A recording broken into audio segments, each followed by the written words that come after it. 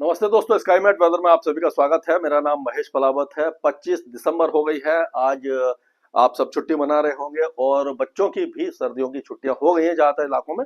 तो मुझे मालूम है कि कई लोग टूरिस्ट डेस्टिनेशन पहुंचे होंगे, पहाड़ों पर चले गए होंगे। लेकिन जैसे मैंने आपको बताया था कि पहाड़ों पर आपको बर्फबारी तो नहीं दिखेगी, यानी लाइव स्नोफॉल नहीं दिखने वाला है। लेकिन ऑलरेडी जो स्नोफॉल हो चुका है वो दिखाई दे जाएगा। खास करके उत्तराखंड में आपको खास कुछ वेदर नहीं दिखाई देगा क्योंकि वहां पर स्नोफॉल नहीं हुआ। हिमाचल के ऊंचे पहाड़ों पर हुआ है और जम्मू कश्मीर में तो बहुत ही ज्यादा अच्छा स्नोफॉल देखने को मिला है। तो आगे अब मौसम कैसा रहेगा और वेस्टर्न डिस्टर्बेंस कितने आने वाले हैं इसके बारे में बात करते हैं। तो ये तो आपको पता ही है कि वेस्टर्न डिस्टर्बेंस अब आना शुरू हो गए हैं, इस बार थोड़ा लेट आए हैं।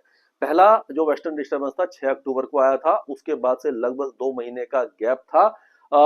6 अक्टूबर से 6 नवंबर, 6 दिसंबर, मतलब 2.5 महीने का ऑलमोस्ट गैप मान के चलिए। क्योंकि ये जो वेस्टर्न डिस्टर्बेंस था 21 तारीख से इसने स्नोफॉल देना शुरू किया था। अब ये जो पश्चिमी विक्षोभ आगे निकल गया है। अब ये जो नया वेस्टर्न डिस्टर्बेंस है ये 27 तारीख को यहाँ पर पहुंचेगा, 27 की शाम रात को पहुंचेगा। 28 से वेदर देना शुरू करेगा। और ये दूसरा वेस्टर्न डिस्टर्बेंस है, ये 30 तारीख या 31 तारीख तक पहुंचेगा। तो 31 और 1 तारीख को जो इंटेंसिटी होगी वो ज्यादा होगी स्नोफॉल की। और ये अब जो वेस्टर्न डिस्टर्बेंस है ये ऐसा लग रहा है कि जैसे पिछले साल दिसंबर के सेकेंड हाफ में आए थे, इस बार दिसंबर के आखिर में आना शुरू हुए हैं। तो जनवरी और फरवरी तक स्नोफॉल पहाड़ों पर होता रहेगा। यानी कि एक्सटेंडेड विंटर कह सकते हैं, डिले विंटर कह सकते हैं। अब क्या हो रहा है कि धीरे धीरे जो क्लाइमेट में जो बदलाव देखने को मिल रहे हैं, आप देखेंगे कि पहले नवंबर से ही सर्दियां शुरू हो जाती थी। जब क्योंकि मेरी एज अब काफी ज्यादा है, जब हम लोग पढ़ते थे तो 5 नवंबर यूजुअली विंटर यूनिफॉर्म स्कूल में शुरू हो जाती थी। अब आप देखते हैं कि दिसंबर तक कोई सर्दी पड़ती नहीं है, आप टी शर्ट में घूम रहे होते हैं। खास करके उत्तर भारत की बात कर रहा हूं मैं। और अगर दक्षिण और मध्य भारत की बात करें तो वहां पर तो सर्दी का नामो निशान ही नहीं रहता। तो ये जो शिफ्ट है वो हो सकता है कि क्लाइमेट चेंज का असर हो। लेकिन ये लगातार अगर 8-10 साल इसी तरह से माफ कीजिएगा जो वेदर शिफ्ट होगा, तब जाकर के हम कह सकते हैं कि ये पूरी तरह से मौसम जो पर्यावरण बदलाव का जो चिन्ह है वो दिखाई देगा। लेकिन हो सकता है कि 1-2 सालों में फिर से ये रिवर्स हो जाए।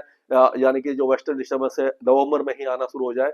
आ तो रहे थे इस बार भी, लेकिन वो स्नोफॉल या बारिश नहीं दे पा रहे थे। और ये जो बड़े वेस्टर्न डिस्टर्बेंस आ रहे हैं इनका भी एक रोल इतना बड़ा नहीं इसलिए दिखाई दे रहा कि अभी ये जो अगला आएगा, अगले दो आएंगे 27 को, 30 को, 31 को आएगा। वो भी पहाड़ों पर ही मौसमी गतिविधि देगा। पंजाब के कुछ इलाकों में हो सकता है बारिश हो जाए, लेकिन हरियाणा, पश्चिमी उत्तर प्रदेश, राजस्थान और दिल्ली जो बारिश देखते हैं, सर्दियों की बारिश देखते हैं, वेस्टर्न डिस्टर्बेंस के प्रभाव से वो अभी तक दिखाई नहीं दे रही। और आगे भी मुझे नहीं लग रहा कि जनवरी के पहले सप्ताह तक ऐसा कुछ दिखाई देने वाला है। यानी कि इस बार जो रबी की फसल है उसमें इरिगेशन बिल्कुल नहीं हो पा रहा, नमी नहीं बढ़ पा रही, काफी ज्यादा नुकसान है। लेकिन अब अगर सर्दी बढ़ती है तो भी जो रबी की फसल है, सरसों, गेहूं और ये जो फसलें आती है दलहन वगैरह, इनको फायदा पहुंचेगा। क्योंकि अगर टेम्परेचर नहीं गिरते तो नुकसान होता है। लेकिन सबसे बड़ी बात यह है कि अब ये जो पारा गिरेगा, इस समय टेम्परेचर गिरेगा, आज से गिर रहा है, कल से गिर रहा है। अब ये 28 तारीख तक हम देखेंगे कि टेम्परेचर काफी तेजी से गिरेगा। उसके बाद क्योंकि वेस्टर्न डिस्टर्बेंस आएगा फिर थोड़ा सा बढ़ सकता है। तो पाला पड़ने की संभावना पंजाब, हरियाणा, उत्तर प्रदेश, दिल्ली और राजस्थान के कुछ इलाकों में हमें दिखाई दे रही है। अभी ये देखिए हवा इस तरह से घूम रही है और यहां से ये घूम करके, यहां से तो देखिए आ रही है और इधर आकर के आप देखिए ये घड़ी की दिशा में घूम रही है। तो ये मध्य प्रदेश और विदर्भ के जो दक्षिणी इलाके हैं, विदर्भ का और मध्य प्रदेश का दक्षिणी इलाके, यहाँ पर विपरीत चक्रवाती हवाओं का क्षेत्र बना हुआ है। यहाँ पर मौसम एकदम साफ रहने की संभावना है। आज 25 तारीख को कोई भी मौसमी गतिविधि नहीं है। अब ये जो 26 तारीख की बात करते हैं तो 26 तारीख को बहुत हल्की बारिश की गतिविधियां लद्दाख वगैरह में हो सकती हैं। अगर दक्षिण में बात करें तो दक्षिण में भी अंडमान और निकोबार द्वीपों में बारिश होगी। तमिलनाडु के कोस्टल एरियाज में बादल छाएंगे, बारिश की संभावना बहुत कम दिखाई दे रही है।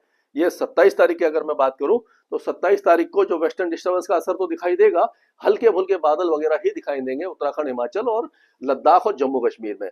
बारिश की संभावना काफी कम बनती दिखाई दे रही है क्योंकि वेस्टर्न डिस्टर्बेंस थोड़ा सा रात के समय आएगा, उसके बाद इसका वेदर शुरू होगा। यहाँ पर एक साइक्लोनिक सर्कुलेशन बन रहा है अंडमान के आसपास। और ये 28 तारीख को जो वेस्टर्न डिस्टर्बेंस है वो थोड़ा सा मजबूत होता हुआ दिख रहा है। ये 28 तारीख को ये जो वेस्टर्न डिस्टर्बेंस यहाँ पर ये पहुंच जाएगा, ये पहुंच गया। और इसके पीछे जो दूसरा वेस्टर्न डिस्टर्बेंस है ये जहां पहुंचेगा वो 31 या 30 तारीख को पहुंचेगा।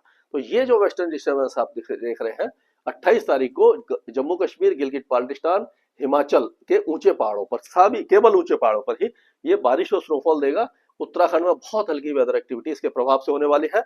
और इसके बाद हम चलते हैं सीधा ये हो गया 31 तारीख को चलते हैं। 31 तारीख पे जो दूसरा वेस्टर्न डिस्टर्बेंस आएगा तो पहाड़ों पर ये जो पाकिस्तान है, अफगानिस्तान, यहाँ पर गिलगित बाल्टिस्तान, मुजफ्फराबाद, लद्दाख, जम्मू कश्मीर और हिमाचल प्रदेश में कुछ वेदर एक्टिविटी देगा। लेकिन 31 तारीख की रात से 1 जनवरी को ये जो वेस्टर्न डिस्टर्बेंस है वो और आगे आएगा और इसका प्रभाव देखेंगे लद्दाख से लेकर के जम्मू कश्मीर के ज्यादातर इलाकों में, और ये हिमाचल और उत्तराखंड के ऊंचे पहाड़ों पर, हो सकता है पंजाब के कुछ इलाकों पर ये देखने को मिल जाए। तो अगर हम देखें तो अभी ये जो 28 तारीख को है गिलगित बाल्टिस्तान और ये चिलास, गिलगित, लद्दाख, कुपवारा, बांदीपुर, कारगिल और ये लद्दाख, यहाँ पर ये 28 तारीख को मौसमी गतिविधि देगा। 29 और 30 तारीख को भी इसी इलाके में वेदर होगा। निचले इलाके जैसे पुंछ है, रजौरी है, जम्मू, उधमपुर, डोडा, किश्तवाड़, कारगिल, यहाँ पर कोई वेदर एक्टिविटी दिखाई नहीं देगी। लेकिन 1 तारीख को हम देखेंगे कि श्रीनगर, बारामुल्ला, सोनमर्ग, गुलमर्ग, पहलगांव, ये सारे इलाके जो टूरिस्ट डेस्टिनेशन है एक बार फिर से भारी स्नोफॉल देखेंगे नए साल के समय। अगर हम हिमाचल की बात करें तो हिमाचल में भी 28 तारीख को चंबा और लाहौल स्पीति के ऊंचे पहाड़ों पर बारिश और स्नोफॉल हो सकता है। उसके बाद ये 30, 31 और 1 तारीख को फिर से यहाँ पर बादल बरसेंगे, बारिश होगी और उस समय 1 तारीख को हो सकता है कुल्लू, मनाली, धर्मशाला, कांगड़ा, किन्नौर, ये जो इलाके हैं और शिमला वगैरह में भी बारिश की गतिविधियां हो जाए। लेकिन उस दौरान भी थोड़ा सा मुश्किल लग रहा है अभी फिलहाल। अगले 1-2 वीडियो में थोड़ा सा और क्लियर हो जाएगा। 27-28 तारीख को जो बनेंगे उसमें पता लग जाएगा कि शिमला में बारिश या स्नोफॉल होगा, क्या होगा, तो उसको मैं अपडेट आपको करता रहूंगा। अभी तो लग रहा है कि बारिश ही होगी 1 तारीख को, चांसेस स्नोफॉल के कम दिखाई दे रहे हैं। उत्तराखंड की बात करें तो उत्तराखंड में अभी भी ये सारे वेस्टर्न डिस्टर्बेंस बहुत ज्यादा एक्टिविटी नहीं देने वाले हैं। उत्तरकाशी यानी कि बद्रीनाथ, केदारनाथ वगैरह में ही कुछ वेदर एक्टिविटी होगी। बाकी आप देहरादून, हरिद्वार, गढ़वाल, नैनीताल, अल्मोड़ा, बागेश्वर, पिथौरागढ़, चंपावत, सारे इलाके सूखे ही रहने वाले हैं। पंजाब की बात कर लेते हैं तो पंजाब में माफ कीजिएगा, नए साल में ऐसा लग रहा है कि पठानकोट, गुरदासपुर और रूपनगर, फतेहगढ़ साहिब, पटियाला वगैरह, लुधियाना, ये जो इलाके हैं, जलंधर वगैरह, इनमें हल्की बारिश की गतिविधियां नए साल में हो सकती हैं। अब ये अभी का अपडेट है क्योंकि आज 25 तारीख है, अभी 6-7 दिन है, तो लेकिन इसमें चेंजेस आ सकते हैं। लेकिन अभी मान के चलिए कुछ वेदर एक्टिविटी नए साल में आपको दिखाई दे जाएगी। लेकिन अगले 3-4 दिनों के दौरान यानी 28 तारीख तक, आज 25 है, 25, 26, 27 और 28 तक भी 3-4 दिन लगातार टेम्परेचर गिरेंगे और कई इलाकों में 4 और 5 डिग्री तक टेम्परेचर आ सकते हैं। उसी तरह से हरियाणा की आप बात करते हैं तो हरियाणा में आप देखेंगे कि जो मौसमी गतिविधि है वो काफी ज्यादा अच्छी होने वाली है। मतलब कि वैसे नहीं, बारिश वाली नहीं, टेम्परेचर गिरने वाले हैं। सिरसा, फतेहाबाद, हिसार, जिंद, अंबाला, पंचकुला, यमुनानगर, कुरुक्षेत्र, करनाल, ये पूरे इलाके में टेम्परेचर गिरेंगे। दिल्ली, गुड़गांव, पलवल, फरीदाबाद, मेवात, नूह, ये सारे इलाकों में भी अब तापमान गिरेंगे और कुछ इलाकों में पाला पड़ सकता है सुबह के समय। दिल्ली में भी 5 या 6 डिग्री तक 28 तारीख तक तापमान आ सकता है। यानी बहुत तेजी से तापमान गिरेंगे, कड़ाके की सर्दी आप देख सकेंगे। दिन में धूप निकलेगी और कोहरा अभी कम रहेगा क्योंकि हवा की रफ्तार तेज रहने वाली है। उसी तरह से हम उत्तर प्रदेश की बात करें तो उत्तर प्रदेश के मेरठ, मुजफ्फरनगर, सहारनपुर और संभल, बुलंदशहर, मथुरा, आगरा, अलीगढ़, महामायानगर, फिरोजाबाद, मैनपुरी, इटावा, कानपुर, जालौन, झांसी, ललितपुर, हमीरपुर, औरैया, कन्नौज, फर्रुखाबाद, ये सारे इलाकों में टेम्परेचर ऑलरेडी गिर रहे हैं। अब धीरे धीरे बारी आएगी आपकी। अगर देखें हम तो यहाँ पर गोरखपुर, देवरिया, सिद्धार्थनगर, महाराजगंज, कुशीनगर, बलरामपुर, बस्ती, फैजाबाद, गोंडा, अमेठी, जौनपुर, मिर्जापुर, चंदौली, ये सारे इलाकों में भी कल से टेम्परेचर गिरने लग जाएंगे। यहाँ पर जो कोहरा है उसकी भी इंटेंसिटी धीरे धीरे कम होगी और जो कोल्ड डे कंडीशन बन रही है उसमें भी थोड़ा सा सुधार होने की संभावना है, यानी कि धूप निकलना शुरू हो जाएगी। बिहार की बात करें तो बिहार में भी जो कई इलाकों में अभी घना कोहरा छाया हुआ है और जो कोल्ड डे कंडीशन है, यानी दिन में धूप नहीं निकल पा रही, अब यहाँ पर 1-2 दिनों में धूप निकलना शुरू होगी और जो टेम्परेचर है वो धीरे धीरे मिनिमम टेम्परेचर गिरेंगे और मैक्सिमम टेम्परेचर, दिन के टेम्परेचर थोड़े से बढ़ सकते हैं। झारखंड में भी यही होगा कि जो पलवा, झतरा, हजारीबाग, कोडरमा, गिरदी, देवगढ़, दुमका, गोड्डा, साहिबगंज, पाकुड़, धनबाद, बोकारो, रांची, खूंटी, चाईबासा, जमशेदपुर, सभी इलाकों में तापमान में गिरावट दर्ज की जाएगी। अगर पश्चिम बंगाल की बात करें तो पश्चिम बंगाल में भी अब टेम्परेचर धीरे धीरे गिरेंगे, कोहरे में कमी आएगी। पूर्वोत्तर राज्यों में हल्का कोहरा छाएगा, यहाँ पर बहुत ज्यादा वेदर एक्टिविटी आपको दिखाई नहीं देने वाली है। राजस्थान की बात कर लेते हैं। राजस्थान में ऑलरेडी गंगानगर, बीकानेर, हनुमानगढ़, चूरू, झुंझुनू, सीकर, नागौर, जयपुर, अजमेर, जैसलमेर, जोधपुर, सिरोही, पाली, जालौर, ये सारे इलाकों में तापमान तेजी से गिर रहे हैं, क्योंकि तेजी से जो हवाएं हैं वो आ रही हैं, और जो कोहरा वगैरह था वो हट गया है, धूप तेज निकल रही है, दिन में थोड़ा गर्मी का एहसास होगा, लेकिन यहाँ पर अब कड़ाके की सर्दी आपको दिखाई देने वाली है। उसी तरह से मध्य प्रदेश के जो पश्चिमी जिले हैं, मुरैना, ग्वालियर, दतिया, श्योपुर, गुना, अशोकनगर, राजगढ़, आगरमालवा, नीमच वगैरह, ये सारे इलाकों में टेम्परेचर गिरेंगे। अब धीरे धीरे टेम्परेचर जो है सिद्धि, सत्ता, सिंगरौली, शहडोल, अनूपपुर, डिंडोरी, जबलपुर, सिवनी, बालाघाट, सभी जगह पर जो कड़ाके की सर्दी पड़ने वाली है। लेकिन जो हमारे मित्र पूछ रहे हैं, बारिश बारिश अभी फिलहाल आप मान के चलिए कि उत्तर प्रदेश, बिहार, झारखंड, पश्चिम बंगाल, मध्य प्रदेश, राजस्थान, गुजरात, छत्तीसगढ़, उड़ीसा, कहीं पर भी नहीं होने वाली है।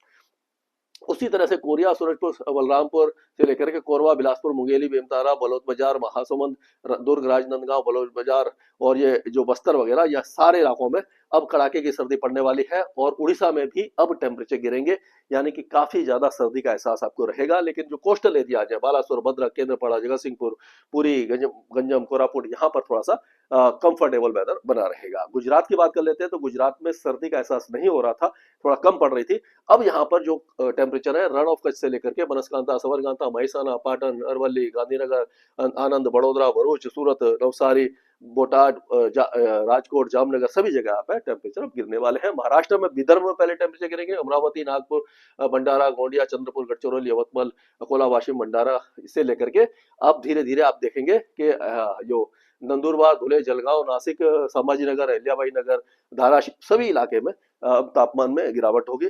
मुंबई में भी थोड़ा सा सर्दी बढ़ने का एहसास आपको दिखाई देगा।